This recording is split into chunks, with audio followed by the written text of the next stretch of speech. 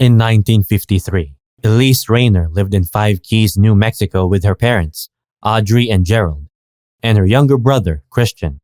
One night, while Elise and Christian are in their bedroom, they come face to face with a spooky ghost. Get ready to buckle up for a spine-chilling and nail-biting experience as you delve into the world of Insidious The Last Key. Get yourself some popcorn, settle into a cozy corner, and brace yourself for an intense and captivating journey through the terrifying and suspenseful events of Insidious The Last Key. This scares Christian, and he starts frantically searching for a whistle their mother gave him to call for help. But he can't find it anywhere. Gerald, who is pretty mad, decides to punish Elise by caning her and then locking her up in the basement. However, things take a creepy turn when Elise opens a strange red doorway and gets briefly possessed by a wicked demonic spirit. Sadly, Audrey falls victim to the wrath of the demon and loses her life. In 2010, Elise, along with her pals Specs and Tucker, worked as a paranormal investigator in California. They get called from a dude named Ted Garza who claims his house is haunted. Turns out, it's actually Elise's old childhood home, so she decides to go help the guy out. While snooping around, Elise stumbles upon Christian's missing whistle, but it vanishes right after she encounters this female ghost.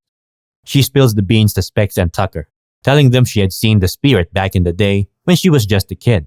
Elise had bounced out of the house in fear of getting another beating from her old man, leaving poor Christian behind. Elise, Tucker, and Specs run into Melissa and Imogen, who happen to be Christian's daughters. Christian is still super ticked off at Elise for ditching him back in the day.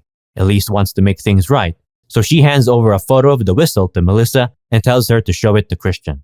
Meanwhile, Elise and Tucker stumble upon a secret room in the basement. They're getting some ghostly guidance from a lady spirit, and they end up finding a young woman who's being held captive there. And guess what? Ted spills the beans and admits that he's the one behind it all. He locks up the gang and tries to take out Specs. But in a total self-defense move, Specs takes him down for good. Once the police give the all clear, Christian and his daughters venture into the house to search for the whistle. Things take a dark turn when Melissa gets ambushed by Keyface, that demon from Elise's old days. Keyface pulls a nasty move and puts Melissa into a coma, with her mind trapped in the freaky spirit realm known as the Further. In her mission to rescue Melissa, Elise starts snooping around the house and stumbles upon some hidden suitcases. And guess what? These suitcases are filled with stuff belonging to a bunch of other women who had been trapped, just like the young woman she had seen back in the day. It dawns on Elise that her own pops, Gerald, was just as messed up as Ted, kidnapping and holding these poor women captive in that secret room. Turns out, that woman she thought was a ghost, whose name's Anna, was actually alive back then, but sadly got killed by Gerald. Things take a seriously spooky turn when Keyface jumps out of nowhere and ambushes Elise, dragging her spirit straight into the creepy realm of the Further. Imogen, who's got some serious supernatural powers like Elise, takes a trip into the Further. Anna's ghost guides her into the messed up prison area where Keyface is keeping all the souls he snatched, including Melissa and Elise. It hits Elise like a ton of bricks. Keyface had been pulling the strings on both Gerald and Ted, getting a sick thrill out of the fear and hatred that come from those poor kidnapped women. Keyface tries to get Elise all riled up and convince her to get revenge on her old man's spirit. Elise loses it and starts wailing on Gerald, but Imogen steps in and stops her, refusing to let Keyface feed off any more of that hatred. Keyface doesn't take it lightly and launches an attack on Elise. But guess who comes to the rescue? Yup, it's Gerald, swooping in just in time to save Elise before he gets stabbed by Keyface, and then his spirit poofs out of existence.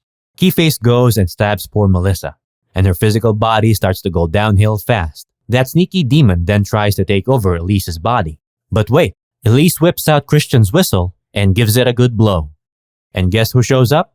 It's Audrey's spirit, ready to kick Keyface's butt. They decide to open a door, and guess what they find on the other side?